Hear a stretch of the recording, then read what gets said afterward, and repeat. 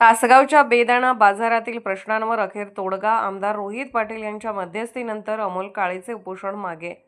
तासगाव कृषी उत्पन्न बाजार समितीतील बेदाणा सौदा दरम्यान होणारी बेदाण्याची उधळण, शेतकऱ्यांच्या मालातील तूट, पेमेंटला होणारा विलंब यासह विविध प्रश्नांवर महाराष्ट्र नवनिर्माण सेनेचे जिल्हा संघटक अमोल काळे यांनी सुरू केलेल्या आमरण उपोषणाची अखेर सांगता झाली. सिद्धेश्वर चौकात गेल्या 2 दिवसांपासून अमोल काळे यांचे उपोषण सुरू होते. शेतकऱ्यांच्या हितासाठी सुरू असलेल्या या आंदोलनाची दखल घेत आमदार रोहित पाटील यांनी गुरुवारी सायंकाळी आंदोलनस्थळी भेट दिली. यावेळी आमदार रोहित पाटील यांनी बाजार समितीचे पदाधिकारी आणि प्रशासनाशी चर्चा करून शेतकऱ्यांच्या विविध मागण्यांवर तोडगा काढला. बाजार समितीच्या वतीने मागण्या मान्य केल्याचे अधिकृत पत्र आमदार रोहित पाटील यांच्या हस्ते अमोल काळे यांना देण्यात आले. त्यानंतर आमदार पाटील यांनी काळे यांना उपोषण मागे घेण्याची विनंती केली आणि त्यांनी ही विनंती मान्य करत उपोषण सोडले.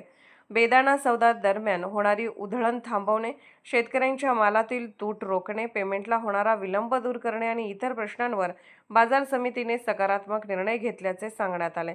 यावेळी आमदार रोहित पाटील म्हणाले की अमोल काळे यांनी शेतकऱ्यांच्या हिताचे मुद्दे घेऊन उपोषण सुरू केले होते. त्यांची भूमिका शेतकरी हिताची असल्याने बाजार समितीचे सभापती आणि संचालकांनी शेतकरी तसेच व्यापाऱ्यांशी चर्चा करून या प्रश्नांवर मार्ग काढला आहे. तासगावच्या बेदाणा बाजारपेठेत महाराष्ट्रासह परराज्यातूनही मोठ्या प्रमाणात बेदाण्याची आवक होते. त्यामुळे बाजारपेठेवर कोणताही परिणाम होऊ नये यासाठी उपोषण मागे घेण्याची विनंती करण्यात आली आणि अमोल काळे यांनी ती मान्य केली. मात्र बाजार समितीने दिलेली आश्वासने आता प्रत्यक्षात उतरवली पाहिजेत असा इशाराही आमदार रोहित पाटील यांनी दिला.